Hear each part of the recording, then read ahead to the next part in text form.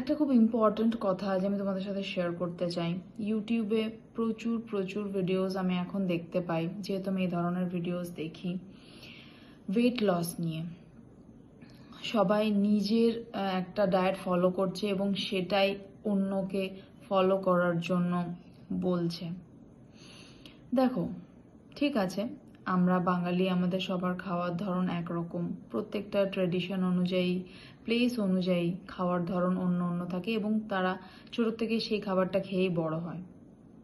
এই ধরনের খাবার তুমি হয়তো মডারেশনে খেলে বা সময়ে খেলে, ক্যালোরি মেনটেন করে খেলে হয়তো তুমি ওয়েট লস করবে, সেটা ঠিক আছে। কিন্তু যাদের কোনো মেডিকেল ইস্যু আছে, যারা পিসিওডি পিসিওএসে ভুগছে, বা যাদের থাইরয়েড আছে বা অন্য কোনো গাইনোকোলজিক্যাল প্রবলেম আছে, যাদের টাইপ 2 ডায়াবেটিস আছে, প্রি ডায়াবেটিক, ইনসুলিন রেজিস্ট্যান্স আছে, বিভিন্ন রকমের মেডিকেল ইস্যুস এখন মেয়েদের মধ্যে হচ্ছে, তারা একটা ইউটিউবে একটা ভিডিও দেখে সেই ডায়েটটা ফলো করা প্লিজ বন্ধ করো। তোমরা যদি ডায়েট করতে চাও, তোমরা ভালো কোনো ডায়েটিশিয়ানের কাছে যাও, ভালো কোনো ডক্টরের কাছে যাও, তার পরামর্শ নিয়ে তারপর কোনো ডায়েট করো। তোমাদের আবার দেখি কেউ কেউ সাপ্লিমেন্ট বলছে, এই সাপ্লিমেন্টটা খাও, এই সাপ্লিমেন্টটা খাও। সবার শরীরে সব সাপ্লিমেন্ট দরকার হয় না ভাই।